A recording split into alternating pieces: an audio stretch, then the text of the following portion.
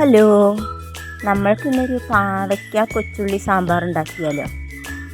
നല്ല രുചിയാണ് കേട്ടോ പാവയ്ക്കയും കൊണ്ട് ഈ സാമ്പാർ ഉണ്ടാക്കുക. അപ്പോൾ എല്ലാവരും ട്രൈ ചെയ്യണേ.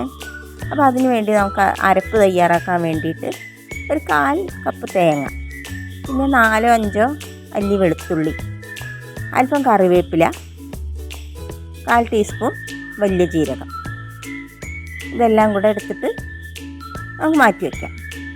പിന്നെ ഒരു ചെറുനാരങ്ങ വലുപ്പത്തിൽ വാളംപുളി വെള്ളത്തിലിട്ട് വയ്ക്കണം.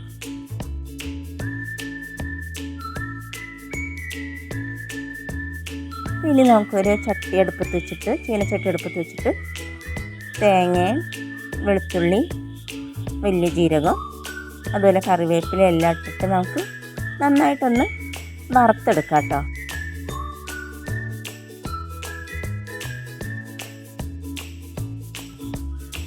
അല്പം ഉലുവ കൂടി ഇതിൽ ചേർക്കണേ.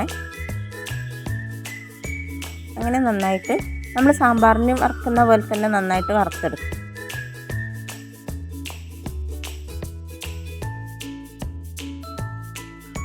അപ്പോൾ ഈ പരുവത്തിലാണ് നമുക്ക് ഇത് വറുത്തെടുക്കേണ്ടത് കേട്ടോ. സാധാരണ നമ്മൾ സാമ്പാറിന് വറുക്കുന്ന പോലെ തന്നെയാണ്. പിന്നെ ഒരു ചെറിയ കഷ്ണം കായം കൂടെ വെളിച്ചെണ്ണ ഒഴിച്ചിട്ട് അതിനകത്തിട്ട് വറുത്തെടുക്കണം. കായം നന്നായിട്ട് മൂപ്പിച്ചെടുത്ത് നമ്മൾ തേങ്ങയുടെ കൂട്ടത്തിൽ മിക്സിയിലിട്ട് അടിച്ചെടുക്കണേ. എനിക്ക് നല്ല വെളുത്ത പാവയ്ക്കാണ് കേട്ടോ കിട്ടിയത് പ്രാവശ്യം. വേവിച്ച് വെച്ച പാവയ്ക്കയും ഉള്ളിയാണ് കേട്ടോ അത്. ഇനി അതിലേക്ക് നമ്മൾക്ക് ഒരു 2 തക്കാളി, എൻ്റെ അടുത്ത് ചെറിയ തക്കാളി ആയതുകൊണ്ടാണ് ഞാൻ 2 എടുത്തത് കേട്ടോ. വലിയ തക്കാളി ആണെങ്കിൽ 1-1.5 തക്കാളി മതി കേട്ടോ. അത് നമുക്ക് മുറിച്ച് മാറ്റി വയ്ക്കാം.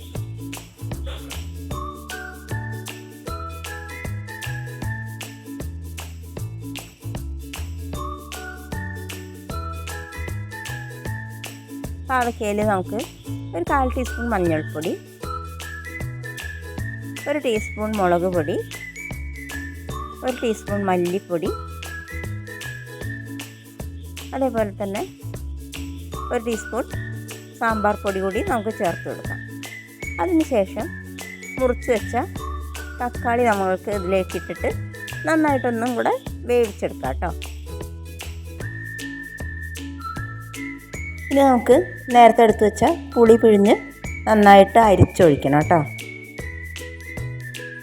ആവശ്യത്തിന് ഉപ്പ് കൂടെ നമുക്ക് ചേർക്കണം കേട്ടോ.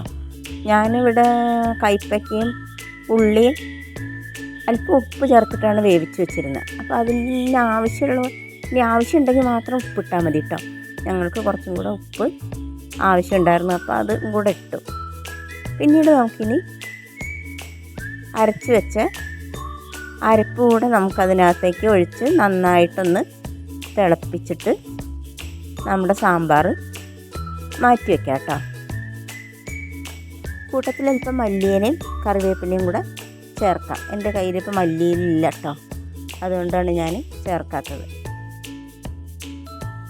ഇനി സാമ്പാർ വറവിടാൻ നമുക്ക് ഒരു ചീനച്ചട്ടി അടുപ്പത്ത് വെച്ച് വെളിച്ചെണ്ണ ഒഴിച്ച് നന്നായിട്ട് ചൂടായതിന് ശേഷം കടുകും വറ്റൽമുളകും കറിവേപ്പിലയും കൂടെ ചേർത്തിട്ട് കറിയിലേക്ക് ഒഴിച്ചിട്ട് മാറ്റി വയ്ക്കാം കേട്ടോ.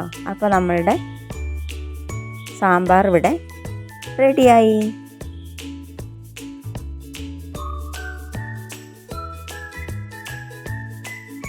എല്ലാവരും ചെയ്ത് നോക്കണം കേട്ടോ. നല്ല രുചിയുള്ള സാമ്പാറാണ്. കാരണം പാവയ്ക്കാണെന്ന് വിചാരിച്ചിട്ട് നമ്മൾ മാറ്റി വയ്ക്കേണ്ട കാര്യമൊന്നുമില്ല.